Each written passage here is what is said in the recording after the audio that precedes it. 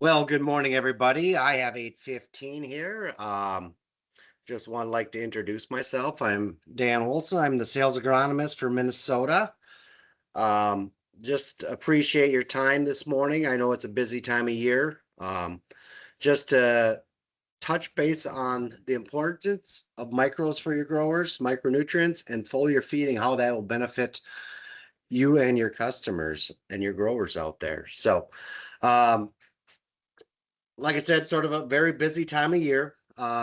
We got a wide range out there in the countryside from areas up north that are still planting, um, areas that are just wrapping up, and then a little bit further south here. I mean, we're actually getting into the spraying season, so that's really ties in nicely to what we're going to discuss here today.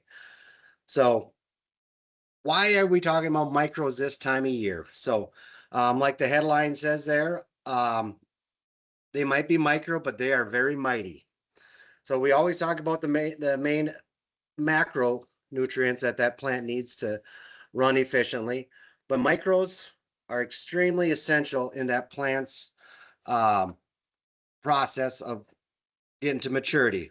But the thing with them is that you only need a very small amount. A lot of these micros, most of them, you probably only need less than a pound per acre out there. So again, very tiny, but if they are deficient, you'll notice it. Um, deficiencies could result in the abnormalities in plants, just not growing correctly, reduce growth, and just plain and simple, lower yields. There are seven micronutrients that plant really needs to grow efficiently: boron, chlorine, copper, iron, molybdenum, manganese, and zinc. So with these micros, this time of year is ideal to get them out there for that plant when it's growing. Because if there is a deficiency, they will definitely see it out there and sort of hold that up. Just sort of an analogy of it. I mean, as I think of like, as you're out harvesting with your big old combine, gigantic parts. Um, if it's running good, it's running good. But let's say that one little shear pin out there is break or fatigued, that shuts that whole machine down and it cannot move. So I think of that sort of as micros in your plant, as far as sort of that shear pin. If it's there, it's working great, it's running awesome. If it breaks, guess what? You're sitting there and you're going to notice it. So just going to go through quickly on these micros, what they do in that plant, and sort of the symptoms if you see deficiency out in that plant. So first one, boron. This one really helps in sugar transport throughout the plant, cell division, and the amino acid production. Oops, excuse me, sorry. Some of the characteristics, if you see it lacking out there, if you see the two pictures, you'll see on most of these slides some of the deficiencies in the fields. You got that plant's going to be, light chlorosis, which you'll hear a lot throughout these. Certain areas, maybe in the beans, you'll see some growing point death and deformed leaves and discoloration. So if you look at that corn plant, you sort of see that rippled leaf over there, sort of that deforming of the plant. So chlorine is the next one. This one's sort of a unique one. This one, it's very, very tough to find deficiencies in a crop setting. But what the chlorine does out there in that plant is helps that plant resist diseases, and definitely helps in the photosynthesis reaction throughout that plant. Again, deficiency, I don't have pictures for you, but it's chlorosis and wilting of some of the younger leaves.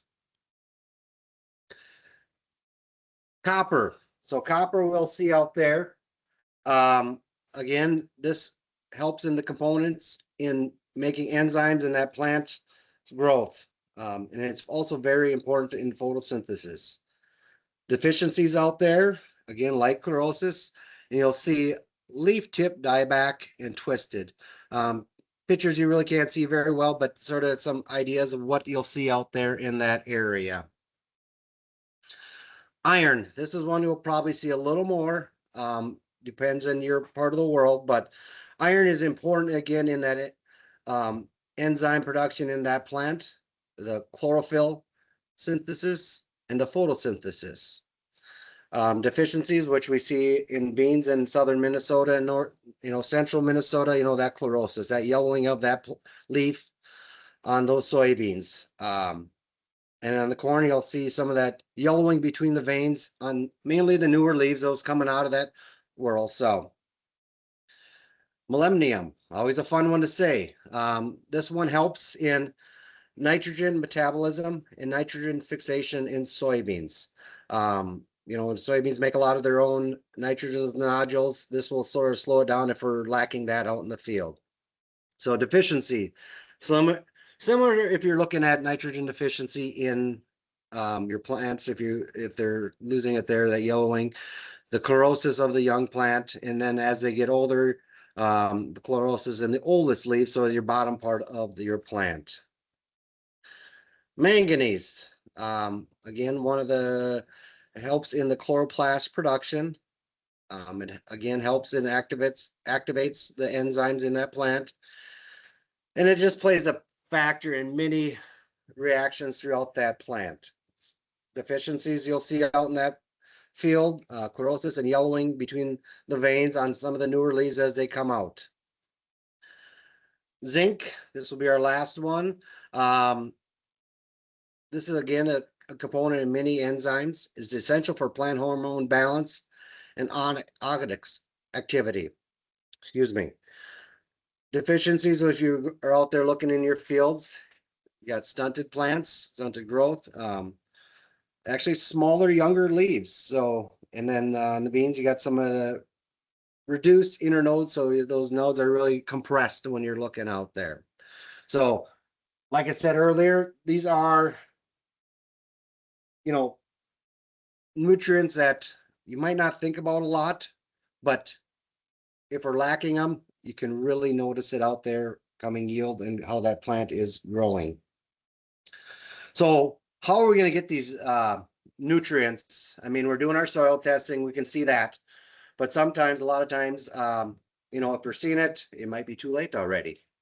So how are we going to get that out there? A lot of times, the old way of, old school is, broadcast. We're going across that field, we'll put it in that spreader and spread it out there.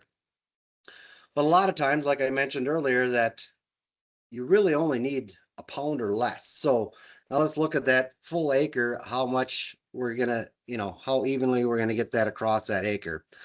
So oftentimes those broadcasts are a little inefficient for that plant to uptake that. You're not getting it right to that plant when it needs it. So also with that, I'll talk a little later, our soils have a huge effect on our micros. A lot of times they'll get tied up in our soils. And a lot of times due to pricing, some of these products are non-chelated. So they a lot of times get attached to our soils and are hung up there till that plant can eventually utilize them. So the next way to do this, and this is the one that I think will definitely help out a lot of our growers out there, is foliar feeding. This is going to be your most effective way to get these micros to that crop. So we're spraying that. I mean, we're going across anyways, probably with a herbicide and so on. As it notes here, I mean, Yield Master Solutions, we got products that can definitely help, that are chelated, that can help that grower, your customer, yourself, get these into the plants when they need it without being tied up in the soil.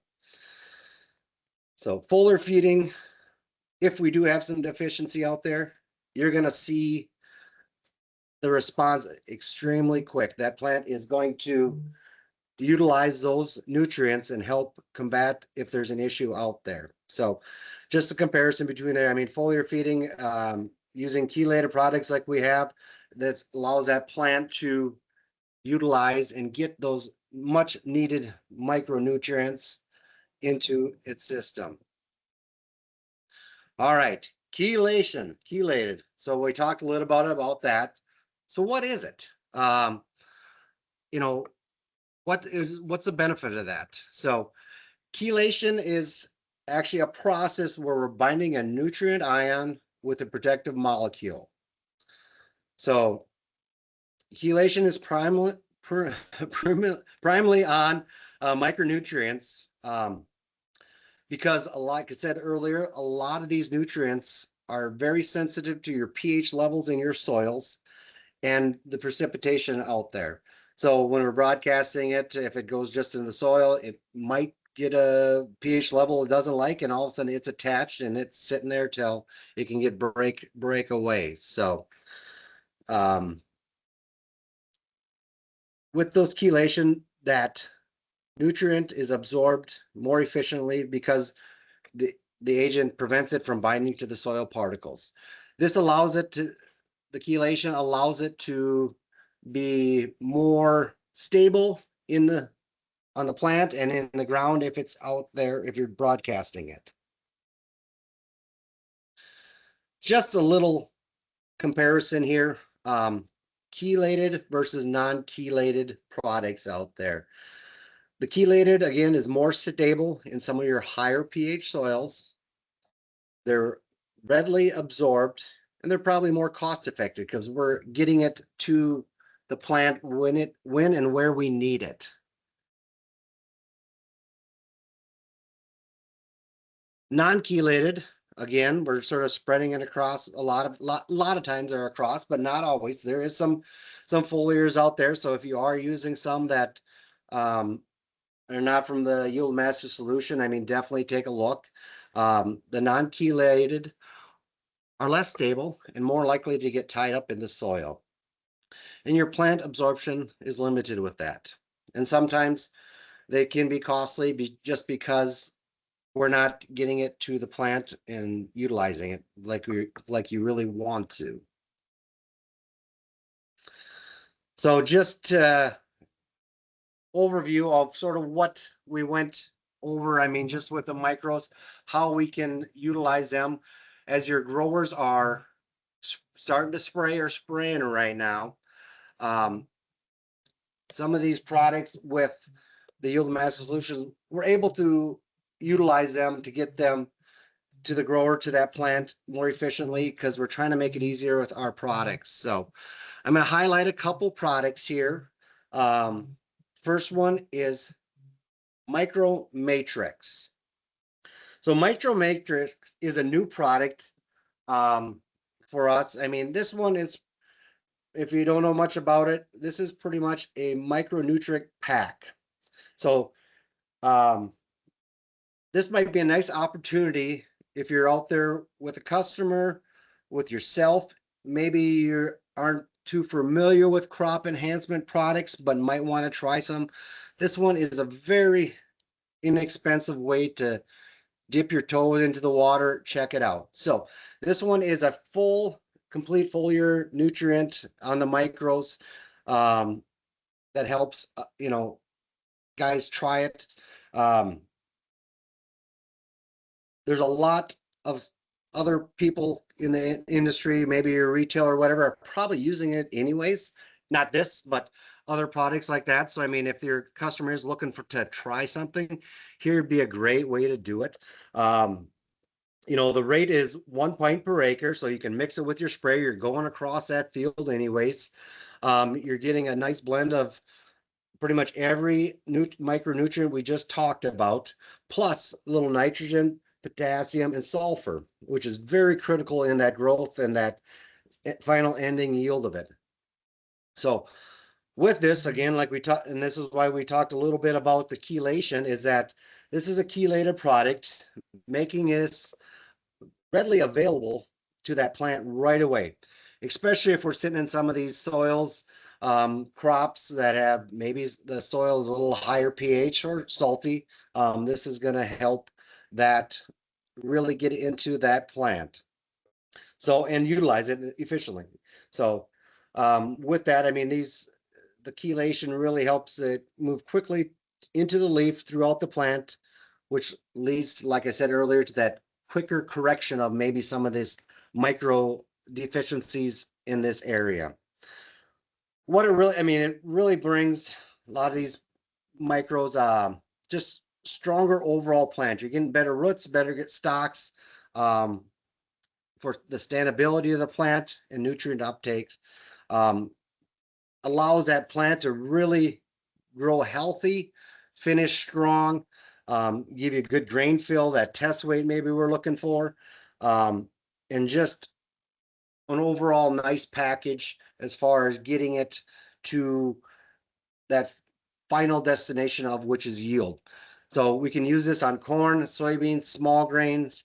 It's just a nice way for growers to, like I said, give a crop enhancement product a test. So that is a little bit on the MicroMatrix. Just next, this is a Fortress Plus. So we did look at this. There is a Fortress and the Fortress Plus. I'm highlighting the Fortress Plus. So this is that stress mitigation product. Stress mitigation product, but then we're also bringing some of these micros and some other nutrients that is critical for that plant. So this is a product that honestly I believe should be used in every time you go across with that sprayer. Every time you're going across that sprayer, we're spraying that plant with, well, for the most part, stuff it probably doesn't like. It has to metabolize all that herbicide, some of those adjuvants and so on. So it sort of slows down. What that stress mitigation product does is really help give it a kickstart to let it power through some of those stresses that we're putting upon it when we're spraying it, trying to get rid of those weeds are limiting. So, but then also we're adding these micros with it. Potassium is with this also. So this is huge in that formation of your grain potential on that field. If it's beans, the pod fill, seeds, and kernel depth on corn. But then we're getting these micros like we're talking about. So this will help a lot of things. So this rate is 1 quart per acre. Again, we can utilize it on corn and soybeans.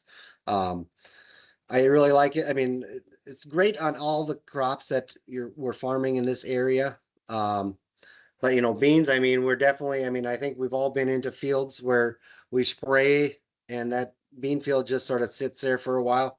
This is going to give that a nice shot in the arm and let it go power through that and get, you know, where it wants to be, the final thing. So it really will help that plant stay healthy and not slow down. But how, you know, with the Fortress Plus, I mean, it definitely enhances how that plant will, you know, transition the sugars and starches. It helps in that pod fill and kernel weight and just consistent grain quality across that field. So that is sort of the very quick, because I know we're all busy here today. Just a little bit about some of the micros, what they do out there, how we can get them to the crop if we need it, and what some nice products that are pretty cost effective for growers to use out there. So, you know, reach out to your local dealer, your sales account managers and sales agronomists if you do have any questions on that. But with that, thank you everybody for your time.